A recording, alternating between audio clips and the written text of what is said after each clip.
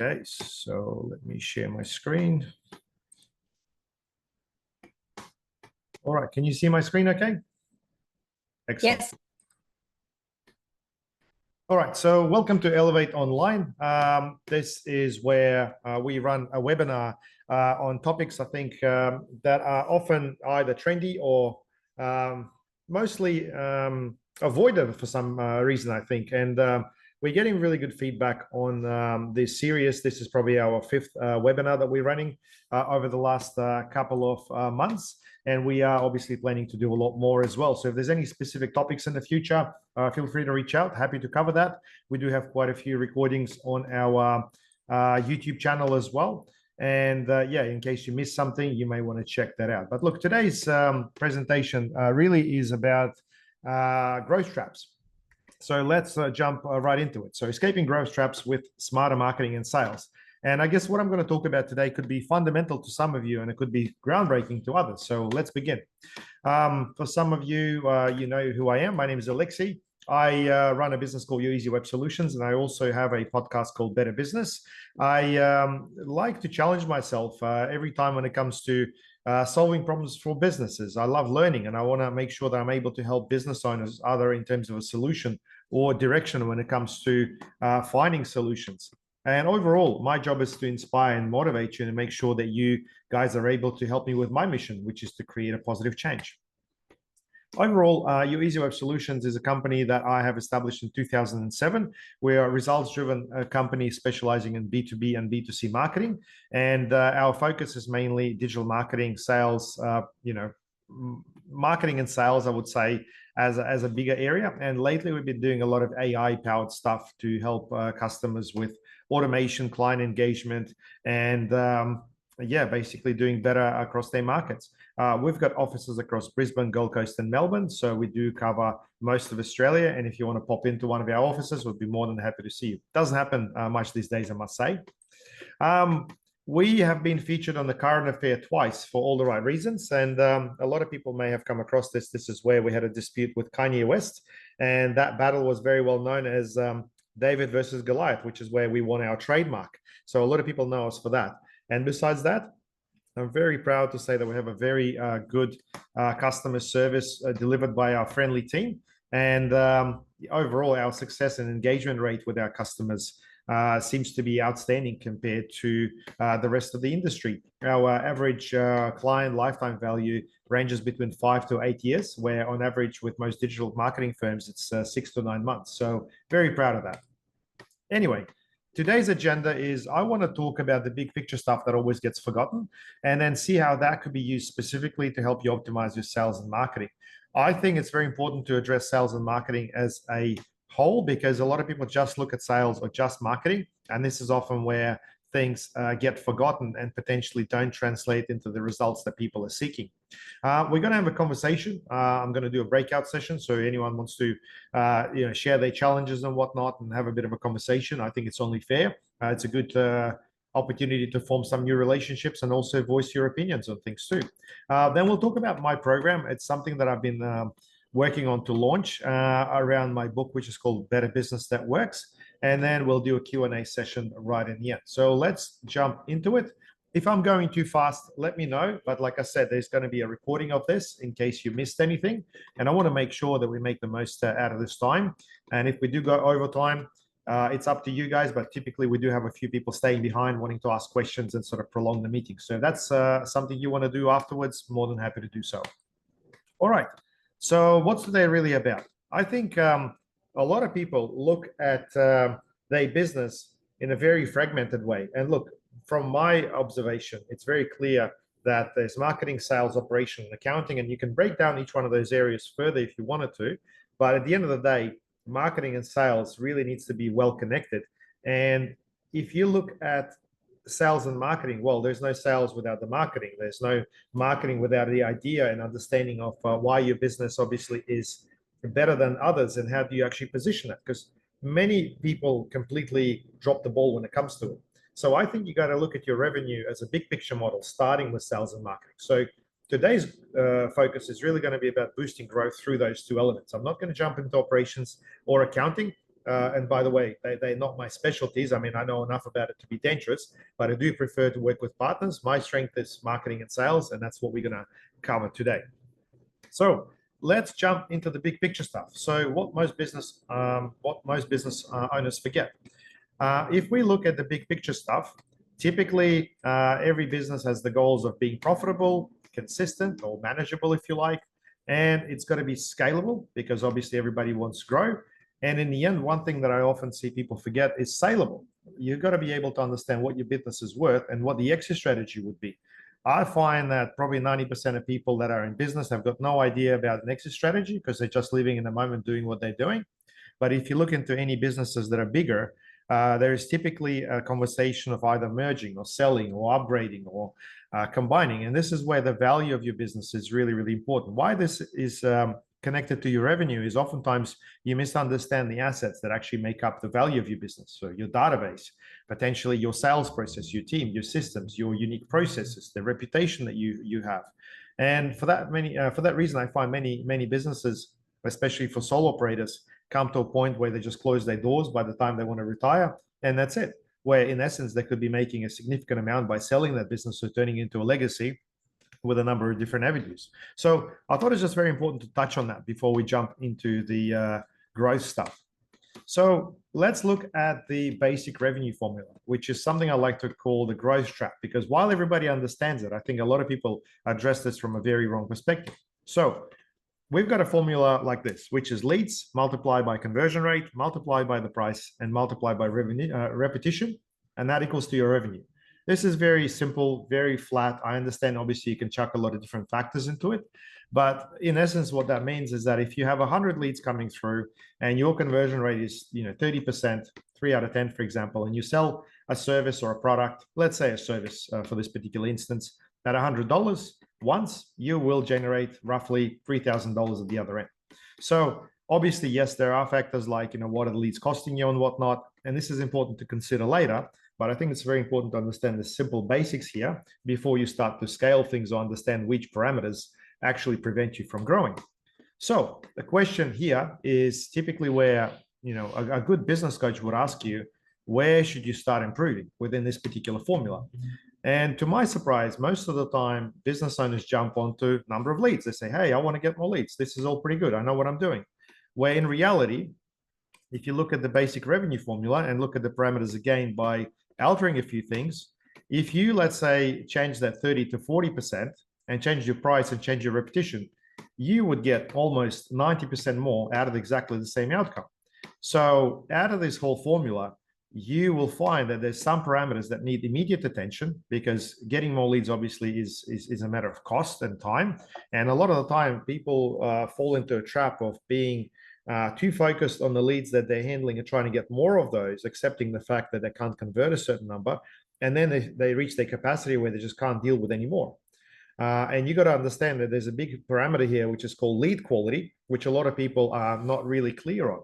Now, you can argue this all day long, but at the end of the day, let's say that 40% conversion ratio, even in this improved formula, is a matter of the fact that some of the leads you can't get through to, or they're just not qualified. So if you could do less leads, but better leads, your conversion rate is going to go up, which means that your efficiency is going to go up as well. So let's have a look at this in a more systematic approach, which is what typically business coaches and consultants would call optimizing. So let's look at that from a sales and marketing perspective. So where do we start? So conversion rate. If you improve the current system, you're not really affecting things in the grand scheme of things in terms of costing you too much. You are addressing something that will have the highest impact. Repetition. Could you get more out of your leads? Could you get more referrals? Could you potentially do an upsell or a resell? These are the things that are on the table. Price. Most businesses charge very low, especially when it comes to small business. Why is it that you charge the price that you charge? Is there something else that basically makes up that figure? And we'll dive into this a little bit more specifically in order to give you some ideas as to where you can actually improve. And the last thing you should be improving within this particular formula is the number of leads. Otherwise, you just run yourself down and it's going to cost you more, which is going to kill your profit in the end. Now, profit is not what I'm going to cover about today because I assume a lot of you guys understand the meaning of profit. Let's focus on this revenue model first in order to, first of all, make up the revenue that will then generate your profit. Okay, so let's dive into this formula a little bit deeper. Conversion rate.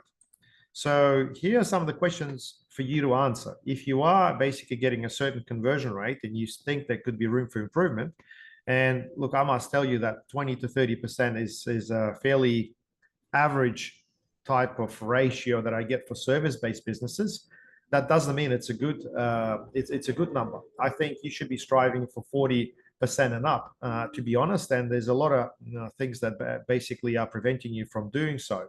Now, if you are unable to identify these things, this is where your sales process is projecting onto the marketing side of things. Either you are getting leads that are not ideal, or you are potentially converting these in a completely wrong way. Okay, so why is the conversion rate the way it is? Is there a problem with lead handling? Have you got some leads coming through at the times that you can't handle? Or do people miss leads? Is there a voicemail specifically set up to manage those leads? Because I do still call a lot of people where their phone just rings out. So that means it goes into nowhere. Are some of the leads not ideal? And what really defines an ideal lead? Are you tracking lead sources, or are you treating everything the same? Because a lot of the time you come across small businesses and say, hey, my conversion rate is 80%. Oh, what do? I get majority of referrals. Well, referrals, I have to say, are not really leads. You shouldn't be comparing those with Google leads or Facebook leads. I mean, while they sort of are, referral is a referral. It's something that has been already pre-qualified. Trust has been generated from one party and passed on to you. So half the job has really been done for you. In fact, I would probably say 80% of the job is done for you. So if you're doing networking like BNI or something like that, and you get a referral, typically it's something that's going to convert. So it's important not to throw everything in the same basket and try to consider these all as leads that are equal. Is your sales process structured? Are you using a particular approach that allows you to sell? Because a lot of the time people are just trying to wing it, or they basically just try to answer questions that the client is asking. How much is it? It's this much, see you later. That's not really a sales process, guys. And what's your response time? I mean, are you getting back to those leads straight away? Is there a problem of getting back to them later? Because many times you will find that, especially with social media leads, the response time is critical. If you don't answer those in 5 minutes, goodbye. You won't be able to reach majority of those people. They want an instant response, and there are ways to automate that as well. Are the sales and marketing aligned? So whatever it is that you're specifically trying to sell, is that reflected within your ad? Because the last thing that you want is some sort of a smart marketing agency coming along to promote your business around the points that you are unable to convert on. So, I mean, look, a marketing agency can really get you a storm of leads, but it doesn't mean that you can win more business. So you got to make sure it's aligned. So be careful there. All right. So let's expand on this a little bit further, just to give you a little bit more practical stuff. So first of all, identify and stop bad leads. If you're able to identify exactly who they are, you should be able to avoid some of them, especially if you're doing paid advertising. Align your marketing around the strength and specialization. Now, this is the evergreen question of why some people charge, more than others. And this is where people either specialize, or they've got a niche, or they've got a product where essentially they are the experts. And the best comparison here, I guess, is a general practitioner doctor versus a specialist. One gets, paid, $200 an hour. The other one can charge $1,000 an hour. And it's all because of what they specialize in and the problem that they solve as well. So if you wrap your marketing around a particular specialization, and believe me, every business that has been around for more than 2 years should have a specialization. Sometimes it's really a matter of discovering that. Sometimes it could be a niche that is actually covered as a specialization. And overall, I think one of the really big aspects is your online reputation that could be improved. It breaks my heart to see this really busy business owners that have been around for 20 years only to have 5 reviews within their Google My Business, and their competitors having hundreds. And really, it's not something that they've even thought about. But I can tell you that majority of people these days, if someone says, hey, give Alexi a call, they will Google me up, or they'll Google up my company, and they'll make a decision purely on what they're going to find. Yes, that's right. Complete strangers leave a review, and people will make decisions based on that. That's how we choose restaurants. That's how we choose products. That's how we choose electronics and whatnot as well. Make sure you break down your process and automate whatever you can. If you're getting inquiries, especially after hours, make sure to have an auto response going through. I would prefer SMS. Email obviously is good, but not everyone really responds to those emails. SMS is 98% open rate, and this way you can notify a person that something has been received and you become top of mind. You're looking for ways to bridge the gaps between the actual sales process and your lead generation. And I highly recommend looking at sales methodologies like gap selling. I've done a Google review on this book a couple of times, so you can find it on YouTube if you look it up. But a really, really good read, especially if you're wanting to improve your sales, or if you're looking at a specific way to sell to customers. B2B, B2C, this book has got it all. Really easy read, highly recommend it. Okay, so let's have a look at conversion rate a little bit more. So just to give you some extra tips, because essentially if you crack the conversion rate, you should be able to understand how to improve your ads as well. Make sure it's customer journey focused. So what that means is that it isn't a single interaction exercise. People aren't just going to come to your website once and bounce. They will do research. They may see some of your advertising prior to the event, which is where it's really important to understand the marketing funnel basics. I'm not asking you to become a marketing expert, but this is, simple first year textbook stuff. If you open any marketing book, there's awareness, there's consideration, there's purchase. You can break this funnel into 5 stages, 7 stages for as long as you want. But what you need to understand is that majority of your marketing, especially when it comes to Google or Facebook, is typically within this awareness and consideration phase. And a lot of the purchase is driven by things like remarketing. Everybody in business knows that if you're selling an expensive product, it's the follow-up that is the critical part in order to get most of your sales. And just like that, in terms of customer journey, when people are researching, you need to follow them up at the right time. Another thing that is often missing is the awareness side of things. And this is where your classic advertising through video, things like YouTube, which is available now, an equivalent of TV probably 20 years ago, or newspaper advertising or billboards is available through banner networks. This is where you can plant a seed in your customer's mind way before they actually start to search for you. And this is why you end up looking at all this advertising, sometimes thinking, how is this even relevant? And 6 months later, buying a product or subscribing to a service. I mean, ask yourself, how long did it take you to subscribe to Netflix? How long did it take you to subscribe to Stan? It's a journey, right? And once you understand that you know what this is all about, and some of your friends have got it, there's enough of social, proof that this system or product is good, you start to consider it, and then you end up purchasing. And very similar to a lot of the services that you engage, it happens the same way. The difference is the conversion window. Sometimes it happens faster, sometimes it happens slower. If someone's doing a renovation, there could be a window of, let's say, 1 week to 4 weeks in order for them to choose a provider. If someone's wanting to buy a particular item, it could be a 7-day exercise. If someone's getting a home loan, it could be a 12 months journey that you need to be considering. So make sure that you create awareness early in a form of banner advertising and YouTube advertising. And this way you've got firm control as to who actually gets to see it. And that is the biggest advantage of digital advertising against traditional advertising, because you can actually choose audiences, specific YouTube channels, specific websites that show banners, and really control the placement of those ads early. Optimize your message. Yes, make sure that your ads really are wrapped around your sales process and they do stand out. You don't want to be just another business showing exactly the same thing. And unfortunately, if you're running Google ads through PMax or any of the automated systems that they're basically pushing forward, either Google My Business and whatnot, you don't want to be doing your ads in a general way, because they're going to look like ads of everybody else. You want to make sure they actually do stand out. And make sure you understand the idea of follow-up and set up that as remarketing. You can go further with this. You can set up follow-up automations on your proposals, on your emails, on your SMSs. Like, there's many ways you can do this, and I will share a system that basically does most of this for you as well. All right, some of the pro tips in case you're wondering, what is it that you can specifically do here?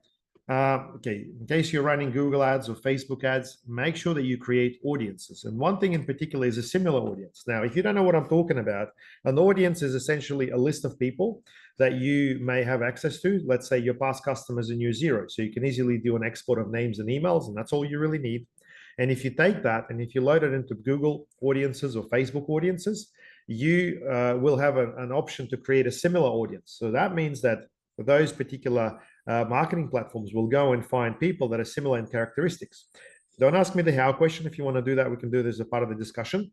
But I think what's important to understand is that Google and Facebook can actually find more people specifically for you based on the characteristics of your ideal customers. Now, if you don't have enough people, because there are limitations within your customer database, have a look specifically at a list of all the inquiries that come through. So hopefully you've got a log of all the queries that come through. That is sometimes a lot bigger, especially if your conversion rate is not 100%, and it never is. So you'll have more people in there. So at least those people have been attracted. So what you do with that is that you can actually use that as a specific audience to show your awareness ads to that similar audience. So that's not going to cost you very much. In fact, you'd be probably struggling to spend, $300 a month if you're going after, a fairly big market, purely because your ads are being selectively shown to people that look like your ideal customers. And then from there, you can potentially get those people to follow the actual funnel to become your actual customers. So as a bit of a tip, make sure you use your past leads and yeah, you use videos and banners across Google and Facebook in order to reach those people. It's not something that's going to work immediately. This is something that needs a bit of a timeline. I'd say you'll start to see results within 3 to 6 months if it's executed properly. And you do need to check the limits of audience sizes if you actually do this properly. But B2B marketing, ideal customer marketing is what you would do specifically here in order to be able to generate these people. There's a lot of campaigns that are running that are really struggling to reach the right people. And this is especially in B2B. And we found that if you build a good enough list, either using LinkedIn or data scraping or whatnot, and you base your marketing around that, that will activate lead flow to your business within time. We've done this quite a few times, and this is really a gold mine if you want to drill down on this concept. All right, let's talk about repetition. I think we've spoken enough about conversion rate, and you hopefully understand now how this is the probably the biggest part that stops you from growing, because otherwise you really just get caught up in everything else. And yeah, if you're able to get past that, repetition is the next thing I hope that you should address, because a lot of the time people just don't understand this part. So this is where after every job, you ask for a referral. You basically simply put a process in place where you either automate an email that goes out or you talk to a person, but really the idea is you need to incentivize referrals. If you've seen our email signature, you know what I'm talking about. After every email, we have a little statement saying that the best, the best way to thank us is to give us a referral. And this has actually generated quite a few over the years. Make sure you build a list. So if people are coming to your website, get them to subscribe to a newsletter, get them to join your social media channel. You need to make sure that there's ongoing interaction with these people, because chances are they only know a little bit about your business. And like I said in earlier presentations, a lot of the time, let's say with conveyancers who are actually general law firms, people don't realize that they do all the other things. They don't realize that they do wills and estates. They don't realize they do trusts. They don't realize they do a lot of other things, because purely they've engaged in for conveyancing. And newsletters and social media, which is ongoing, engagement with those contacts, is the only way to get the message through and educate. Ask them for a review. So we've been doing this review sprint for our business over the last 4 weeks, and it's actually gone bananas. Like I did a blog post just a couple of days ago how we went from 64 reviews to 129. I think now we're in 150s or so. It's just gone completely bananas. But what's interesting is that over the last week, we have had 3 inquiries come through where people have mentioned that, hey, I've noticed you because of your reviews and all the good things that are being said. And this is a very structured approach. So if you're interested in growing your online reputation, let's have a chat. Like I said, I will share a tool with you that can help you with it, but it's something that requires a system and understanding of a deeper process as well. Not rocket science though. Identify other opportunities. If you're going to sell one thing to a person, is there an opportunity for something else? How do you turn that one interaction into 1.2, 1.1? Is it a referral? Is it an upsell? Is it a cross sell? Is there something else that they should be, considering when contacting you? And I think what's important here is to give you a good example, because I know a lot of the time people understand things when you give them a great example. So let's say you walk into Harvey Norman to buy, I don't know, a microwave, for example. So if you walk out there with a microwave, do you think that salesperson who's assisted you is good or bad? From the perspective of customer service, yeah, they're probably okay. But from their role perspective, from their job, and from their goal perspective, they're not good. They're bad. You should be walking out of there with a kettle and, I don't know, maybe a new fridge and other things, because it's really a matter of qualifying, having a conversation and understanding, informing the customer of what is actually available and what is it that they're after, because people buy about once. So if you're just selling people one thing that they're inquiring about, I think you should really think deeper to understand that you're actually not doing them service from the perspective of your business. And there's got to be more things on the table. If you're just solving one thing and they don't know that you do something else that is your bread and butter, I urge you think twice. So really the key here is to make sure that you provide enough marketing information or a way to inform the customer of the business that you run and specific areas that you actually cover. For that reason, with a lot of the repetition, you'll see carpet cleaners and cleaners leaving fridge magnets, flyers being delivered all the time, despite the fact that the job has been done. business cards being left and whatnot as well. So you really need to make sure that there's ongoing engagement with the business through the marketing material that are presented, or some sort of a footprint that is being left. Anyway, hopefully this makes sense to you guys. So let's talk about the price, the last thing. And this is where, if you work with any business owner, business coach, or have ever engaged one, the first thing they like to pick on is the price. Look, while I like the concept and I work with quite a few, I have increased my pricing as a result. So thank you, business coaches, for helping me with that.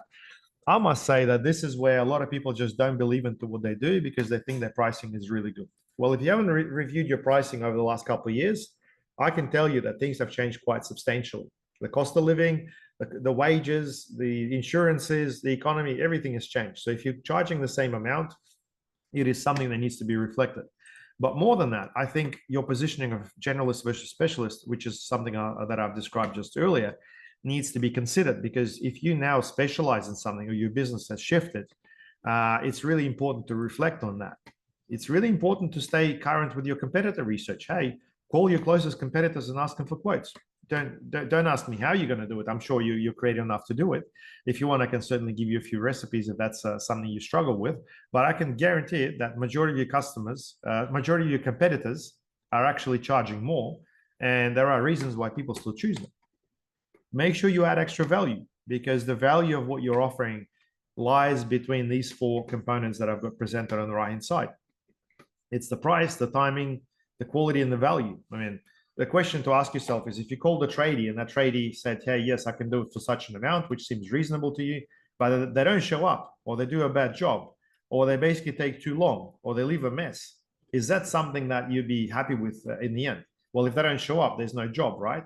So if you can guarantee that, if you can put a process in place and incentivize your contractors, you could actually charge a lot more. This is where the whole thing really works out quite well. And in fact, in the trades industry, I would say 2 out of 10 tradies will not show up for a quote, and sometimes for the job. It's alarming, guys, but that's exactly how it is right now.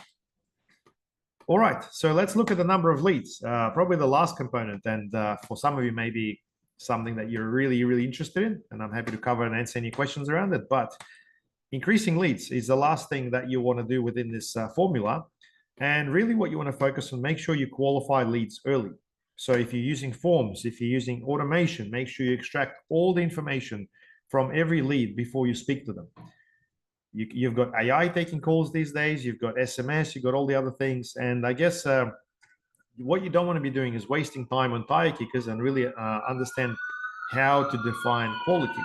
So quality for me would be things like, okay, this person has given me precise information about who they are. So let's say, for example, for a cleaning business, they gave me the parameters of their home. They gave me their address or location. And that really allows me to make a better decision and have a more informed and deeper conversation with them. So if you're able to obtain that information through automation or better forms or a process, that would be a win as well. And obviously, a lot of people who are not providing that, you just won't be prioritizing it, because if you're growing leads, you want to make sure you can attend to the better ones sooner. Review your message, media, and market, which is the basics for the overall marketing side of things. I'll cover that a little bit more in the next slide. Make sure that you look into nurturing leads, because not everyone wants your service right now. And for that reason, you may get quite a few inquiries, and some of them are not really available to talk right now because the timing may not be right. So this is something that became evident when we started working with the dental industry back in 2017 and started pushing for things like check up and clean. So this is one of the examples of the campaigns that we ran.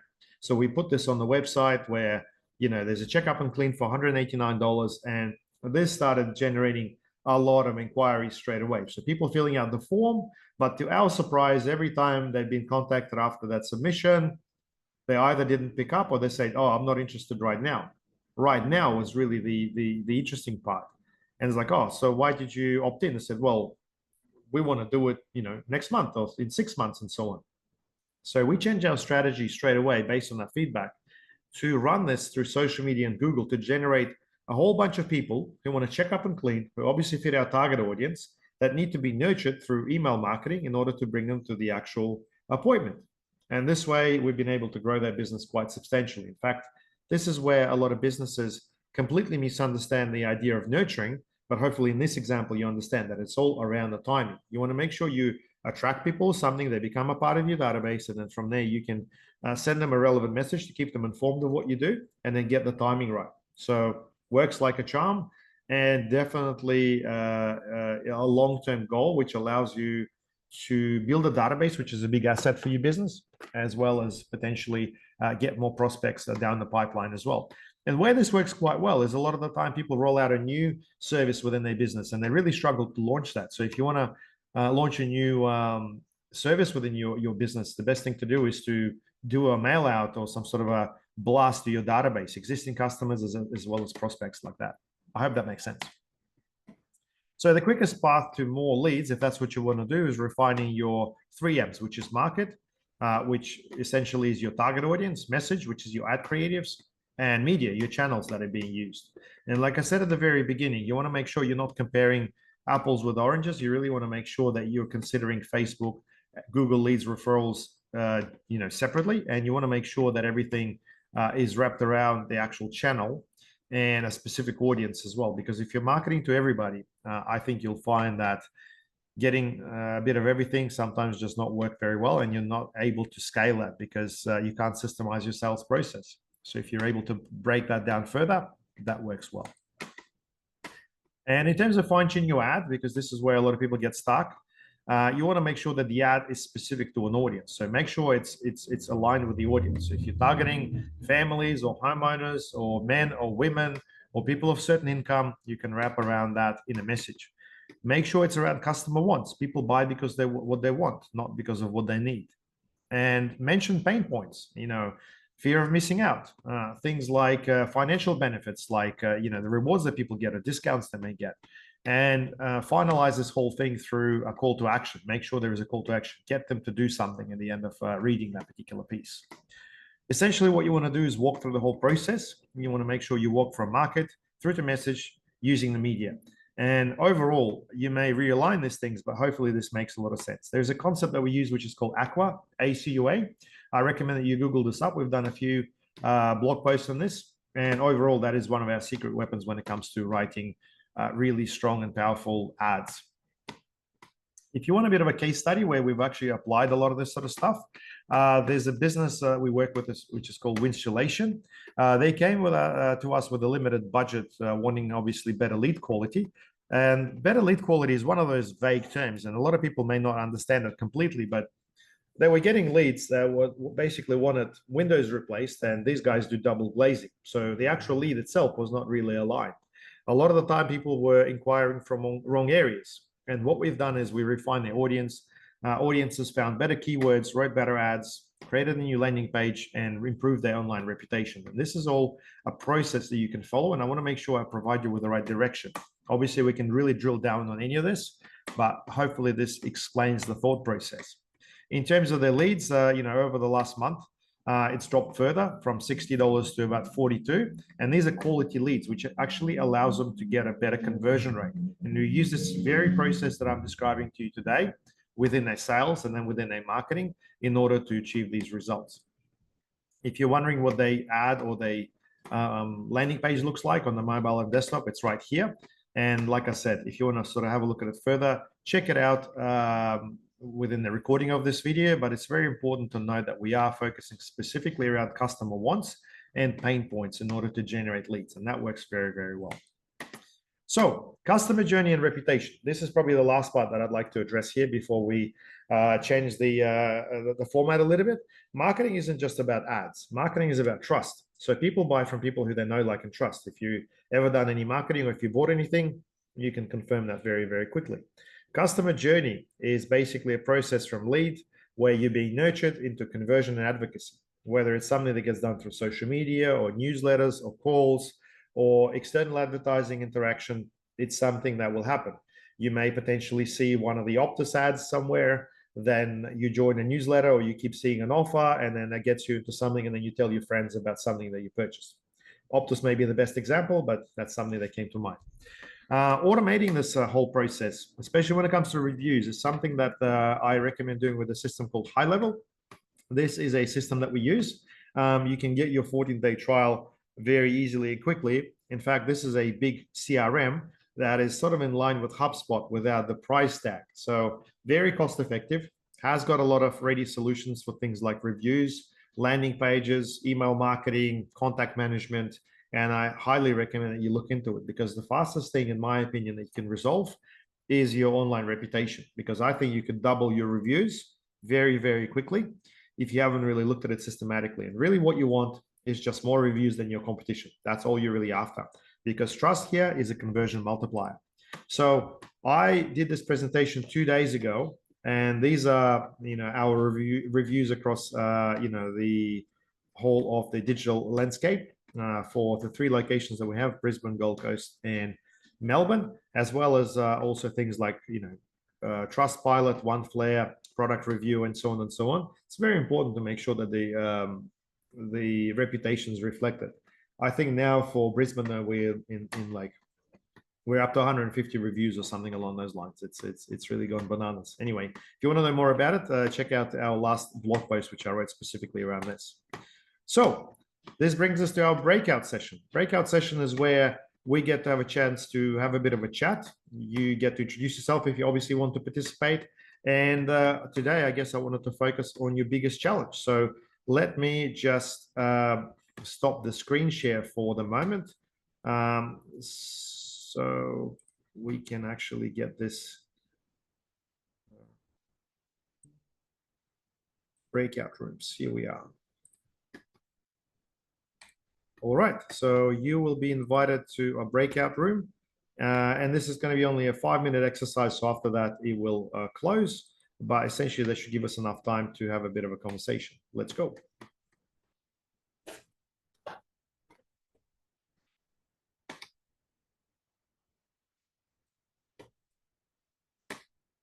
All right. Sigrid, so what are your challenges right now? Biggest challenge is the conversion of all of those that are interested. The things that I'm doing is they are both so different.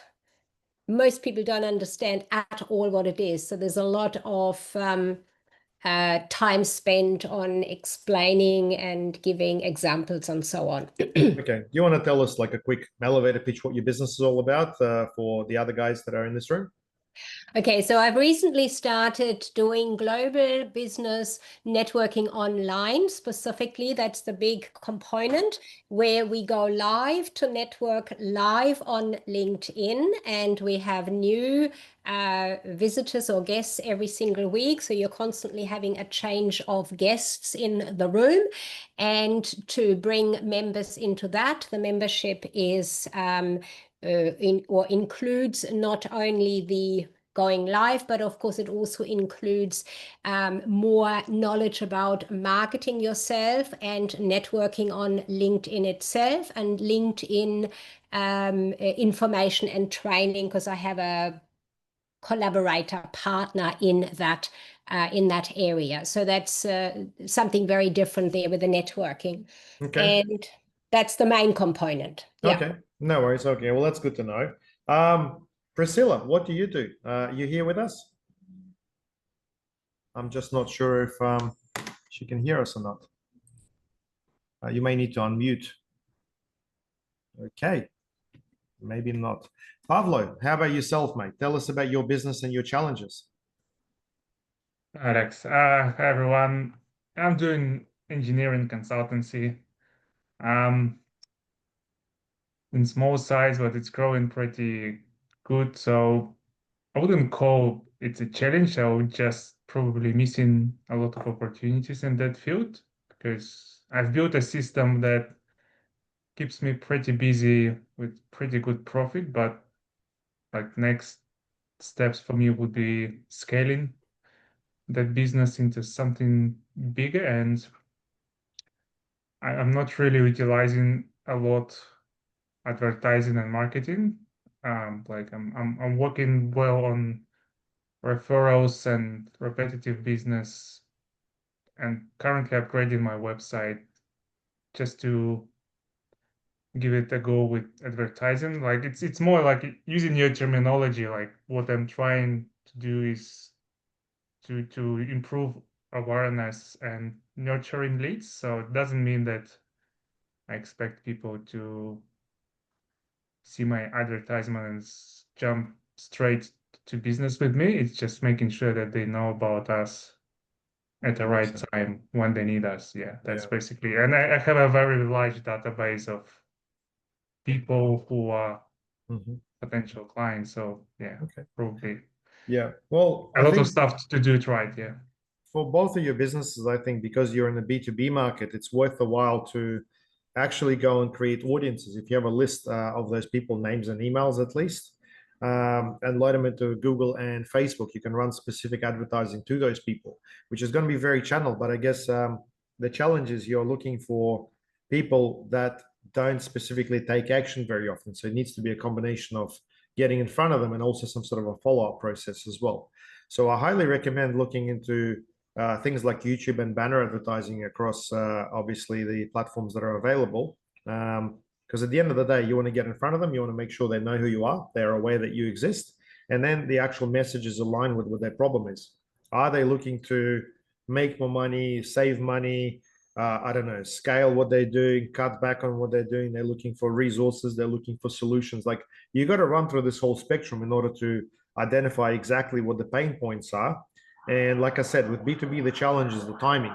A lot of the time when we get a customer coming through, they would have been in our pipeline for 3 to 6 months. It takes a long time for these people to really pull the trigger. And it's not even a matter of trust. Like a lot of the time, people are like, hey, I know you, I'm just not ready right now, or the timing's not ready right now. Or a lot of the time, it's a chicken or the egg situation where the person's like, yes, I want to do advertising, I want to grow my business, but first I want to find more people that I can work with as well. So like they've got no resources for the actual growth as well. So it's almost like you got to consider this as a scenario and basically run your advertising across all the possible channels to diversify and give it enough time to generate that momentum. And I think that is probably the skeleton of what you're looking to do if you're wanting to do that advertising approach around what you're doing. I'm not sure if that makes sense. Yeah, it's absolutely logic. Yeah, so it's any marketing takes time. That's absolutely clear. Yeah. Sounds good. Sigrid, did that sort of answer your question and give you some ideas as to what you should be looking at?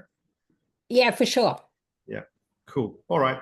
Well, look, guys, breakout rooms are always good. It's good to connect. And I think it's probably not something that a lot of people do in their webinars. And I really like to squeeze this in. This is obviously voluntary. People only join if they hit join. And there's no problem if someone wants to just listen in. All right. I'll see you back in the presentation shortly. Cool. All right. Let me share my screen again so we can basically continue with the presentation. And like I said, yeah, this is all being recorded just to make things easier for you in case you want to reference anything. And I know a ton of people can't specifically make it on a Friday afternoon. That's totally normal. All right, so let's talk about my program. This is something I've been working on for quite some time. And for those of you who know me, I've been working on a book called Better Business That Works for the last 3 years. And yeah, this book is about to come out. So finally, publishers have obviously gave me the green light and everything is hunky-dory, so just waiting for it to be printed. And this program is wrapped around my book, and in fact it's actually described there quite well. But I do get quite a few people wanting to work with me specifically around this sort of a framework in order to improve marketing, sales, growth in their business, or potentially find solutions outside the box. So in my program, this is the sequence of, I guess, areas that I'd like to cover. So first of all, it's very important to review and set goals. I find the reason why a lot of people get stuck is they are not zooming out. They're not really looking to set proper goals and also identify areas to improve. Some people just have a desire to do something with not anything specific to drive towards. I think it's important to implement quick wins. There's a lot of small changes that can be done in order to fix problems that are burning, either in relation to sales or marketing or operations or systems and whatnot. And look, when I say a quick win, it's not something that's going to happen instantly, but it may take you a day or a week to implement something that will save you a lot of time and essentially really pay off. Free up time, next thing, because if you've got all your time spent on things that you're doing right now, you essentially have no time to do anything else. And for a lot of people, this is the growth trap because they are consistently busy. They are working huge and crazy days and long hours. And from there, I think it's very important to be able to free that up. I think it's important to find areas for improvement. And this is where people can implement systems, systems and people, and obviously create a culture if they've already got a team in order to improve what they have, to keep people motivated, efficient, and obviously most importantly, interested in what they do. And finally, scale. This is where I work with businesses to help them create flow, which is often the issue, and most importantly, profit. Because if you look at it from a business perspective, there are a lot of huge businesses, monstrous businesses, but essentially they're not very profitable. And if you stop doing a lot of the things, you can actually make it a lot more profitable. So it's not a matter of doing more, it's actually a matter of doing less.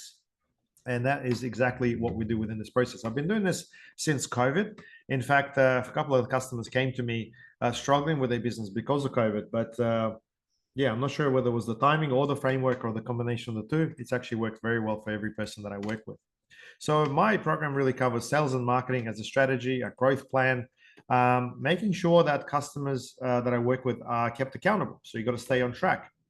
Make sure you optimize your business and also identify new business avenues. Oftentimes, there could be a quick upsell or another venture that is just a whisker away, and that is easy to implement. Building partnerships. Now, this is one thing that a lot of businesses really miss out on. Everyone is sort of doing business themselves, but if you had a partner who will send you referrals, who would be able to help you deliver certain parts of what you're doing, believe me, you'd be a lot happier. Sales and marketing, obviously, as the actual execution and direction, and mindset. I find that mindset is probably the most important part of business. And this is where whatever you create, whatever you do, it's a reflection of your habits. It's a reflection of your comfort zone. It's a reflection of your beliefs and goals that you set as well. So mindset is huge here. In terms of my format, it's something that I do ongoing as a group. And it's going to be as a weekly call based around certain masterclasses. So if people want to learn more things around the CRM or Google Ads or conversion process, that's what this is focused on. Group calls in terms of a mastermind where each team member is helping each other. And overall, there's lots of other things, but I guess the most important part is the monthly one-on-one sessions. This is what I do. And I've got the next group launching mid-November. And if you're interested, I basically do a discovery call to figure out if we are obviously the right fit for one another. My guarantee as a part of this program is that if I can't help you generate another $5,000 per month after 3 months, it's free. I've got nothing to hide, but I'm very confident in being able to deliver this. And I think for majority of businesses, there's just a few little things that are preventing them from growing. Typically, it's the sales process, your positioning, your online presence, your marketing, or your team. These are the 5 common things, but there are a few unicorns that I often get to deal with as well. So if you're interested to find out things like, what are your bottlenecks within the business that are preventing you from flow, if you basically just want an opinion on your campaigns and stuff, or you want to start setting your goals or run your goals by somebody, or see if we're the right fit, here is a link to my discovery session. And this is where we get to see whether we can actually work with one another.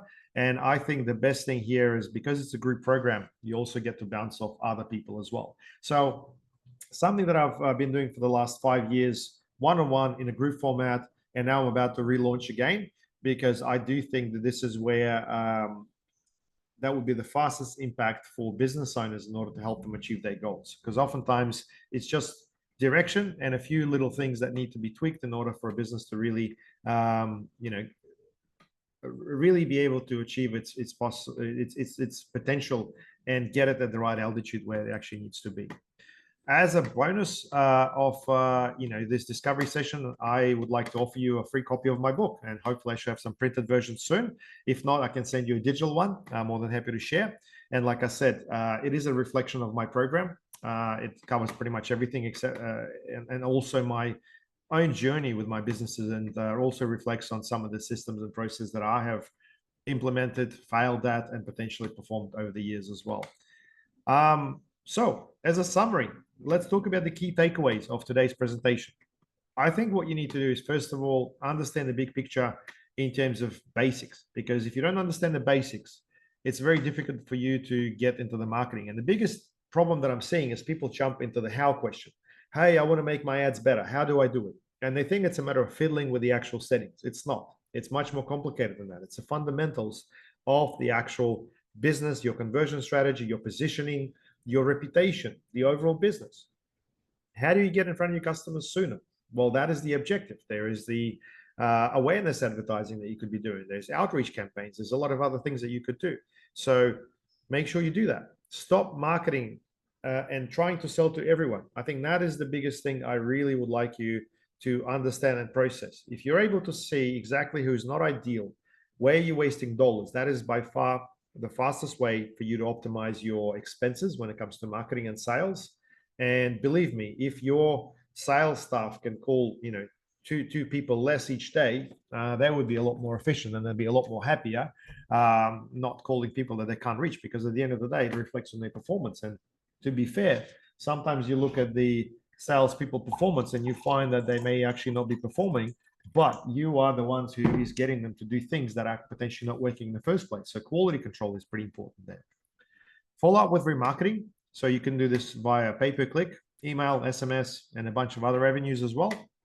And make sure, if you haven't already, set up a CRM to keep all your contacts, enable automations, and implement things like AI. AI is a huge topic. And if you want to learn more about what we've done in the past in terms of automating our emails, setting up bot agents, basically, implementing this for SEO and content writing, please have a look at our video recordings from Elevate Online series that we've done earlier this year with Max. But overall, please make sure that you refine and audit your growth plan. That's if you got one. If you don't, that's really something to think about. What's your growth plan? What are the numbers that you're willing to achieve? How does that reflect on your operations? How does this reflect on your lifestyle? What is the actual goal that you're looking to achieve with your business? Are you wanting to scale it? Are you wanting to sell it? Are you wanting to potentially partner with somebody? I think it's really important to achieve that clarity. And I find that the only way to do it is through a dialogue. So if you find a bunch of like-minded people, that is something that certainly helps, because you actually get to see what others are doing. And oftentimes voicing your own opinion makes you realize that, hey, this is exactly what I should be or I should not be doing.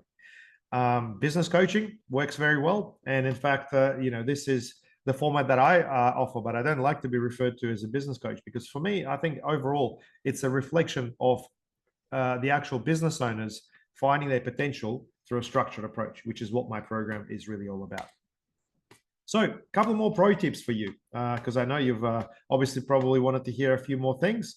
And one of the things that I had in the description is about strategic partnerships. So as a thank you for you to, be sitting through this particular presentation, which has obviously been jam-packed of a lot of different topics, I wanted to share with you one of my top strategies, which is the partner strategy. So the way I like to look at it is, a lot of people are not realizing that they're sitting on a gold mine. So let's say you're pushing very hard, you've got a lot of leads coming through, and you know that your conversion rate is 30% or 40% or 50%, it doesn't really matter. That means that the remainder is still on the table, right? So you've paid for those leads are there. And in a volume-based business or in a very trendy type of industry, the volumes are really quite interesting. They are big.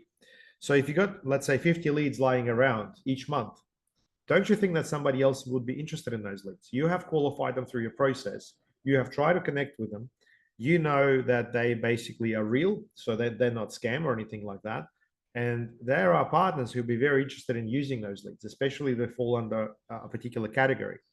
Now, what makes a lead valuable is when a lead is qualified and is taken through a process. If you know that a lead is, let's say, a homeowner, or they live in a particular location, or they have a certain need. And then from there, it's about finding partners specifically around that. Now, I find that a lot of people who are inquiring about marketing services may not want Google ads, but they want social media. Hey, we didn't do social media for a very long time, but we have built partnerships with companies that can help us out. And this is where a person has inquired with us because they trust us, because they like something online or someone told them about us. And I pass them on to someone who I trust. So it actually creates a referral. I don't win the business, but my partners do, and vice versa. So overall, have a think about who has a customer before you. And can you take that concept of passing a referral where you can't help with the leads that you're getting on scale? Because look, if a business like, let's say, Winsulation is getting inquiries about people wanting to upgrade their window, and that is a premium product, where the problem is noise reduction or security, or potentially keeping the place cool, don't you think that there are other business categories that may fall into that whole thing? I can think of air conditioners who are offering a solution to keep a place cool. I can think about security screen companies that are about security, noise reduction. I can think about companies that are doing insulation. So if you look at it from that perspective, you will have very good dialogue with those companies to start with, and that really allows you to expand your network. Now, not everyone's going to give you a lot of leads straight away, and I think over time some won't at all. But I think if you find one partner that is decent, you will find a way to essentially service more people, get more out of your marketing, get referrals, and also do added value. Wouldn't it be excellent if your product has provided something for another business with an incentive? Hey, by buying from us, we're going to give you a $200 discount on your new set of windows, should you ever want some. And for them, let's say if 1 out of 100 goes through, that is a win as well. So there are ways to incentivize that as well. So the question here is, who has your customer before you? And partner with the businesses that have your clients but are not in competition with you. So audience targeting is really what we're trying to do. Strategic partnerships work very well. And I can tell you that, look, while not everyone's your cup of tea, you go and try to have meetings with, let's say, 10 people strategically around this concept. And if you get one, you will have a lifelong partner. And sometimes these people really come out of nowhere. I have had graphic designers refer stuff to us, content writers, business coaches, consultants, software companies. And sometimes it's not evident, but if you look at it more from a neutral standpoint, by taking a step aside and understanding, hey, here is the customer that we're after. Here's what we offer. What do you guys offer? How can we partner together? It works quite well. And you also don't know what these people are going to be doing in the long run. So I'll give you one example. I met Carl Schwantes, who runs Xenix Diamonds through BNI, and he just launched his Google reviews business. It's called Reputably now. Carl is very good at what he does, and if you want to look up Xenix Diamonds, it's the highest ranked diamond business in Brisbane, and he's got thousands of reviews, which is very impressive, but he's developed the whole program around it. So when I caught up with him, he was just launching the whole thing. And straight away, because I saw the need for his product within my customer base, I promoted to my customers. And then over the years, he's passed me a few really good referrals as well. So educating one another on a common cause, identifying those audiences pays off in the long run. So that is an example there for you. And I highly advise that you look at this, guys, because this is the cherry on top. And for a lot of B2B businesses, sometimes this is the only way to promote your business, because unfortunately, and I hate to say it and admit it, that digital advertising doesn't always work, especially when your database is not responsive and you're really trying to hunt a unicorn that there's only one off. And unfortunately, it's just a numbers game that will prevent you from reaching your goal fast enough. Anyway, every business is different, but hopefully you understand the concept here. Questions? Let's go into questions in case you've got any. If not, I think we're right on time. It's 11:59 Brisbane time. And yeah, I think I've been able to cram quite a lot into this presentation, and I hope you have enjoyed it. So Sigrid, what do you think? Have you got any questions? Anything to share? Actually, I have a question in regards to the Google My Business, whatever it's called now. Sorry, I never remember the current name of that. In relation to businesses, my understanding is and has been it is specifically for location-based businesses, but you can make use of it for online global business publication being published there. Is that right, Alexei? It is designed for local presences. So global is probably not the way to go with it. But if your audience is Australian, is based in Australia, for example, it does add a degree of trust to your business. So I do recommend setting one up. If you run an online store, for example, there's a different network that would help, which is the Google Shopping Network. It's got its own reviews. So it's important to understand Google Business, designed for small businesses, initially location-based, and then they basically made it area-specific. And then you will find a business nationally. If it's got a national audience, all you got to do is set that up. But it works quite well. Internationally, I don't think you'll have that showing, but I do recommend tapping into things like Trustpilot, product reviews, and things like Yelp, for example, because they do have international presences that will actually come up if people search for you. Thank you. Cool. All right. Pavlo, do you have any questions, any comments?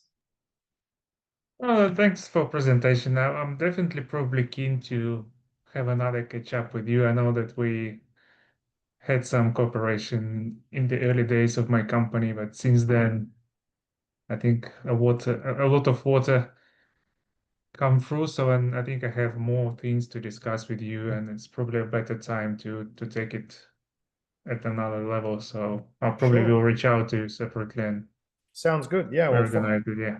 fire engineering is very niche, as we learned, and I think you're doing well. Yeah. Happy to catch up, reach Yeah. out. Cool. Thank you.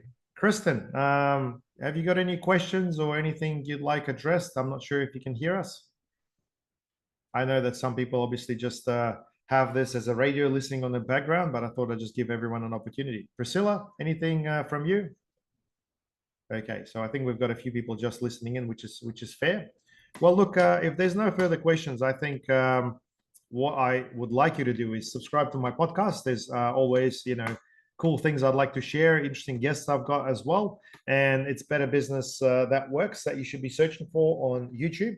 And yeah, if you've got any specific topics or guests that you'd like me to interview, please shoot me a message. I want to make sure that this stays informative. I'd like to keep my podcast short. I do them in video and audio format. So if you want to listen to it on Spotify or something, you'll find me there as well. So that is that. I just want to say thank you. That was very interesting, very informative, Alexei, and congratulations on your book. Thank you very much, Sigrid. Yeah, pleasure seeing you again at my webinar. We haven't caught up in a while, and always happy to help with your website. If you got any dramas around, SEO, Google indexing, my guys will have you sorted. So Greg is working on that right now. Thank you. Cool. All right, guys. Well, thanks, Alex. Thank you, Pavlo. Thanks, guys, for making it to this workshop on a busy Friday. I wish you a great day and a great weekend, and I'll talk to you soon.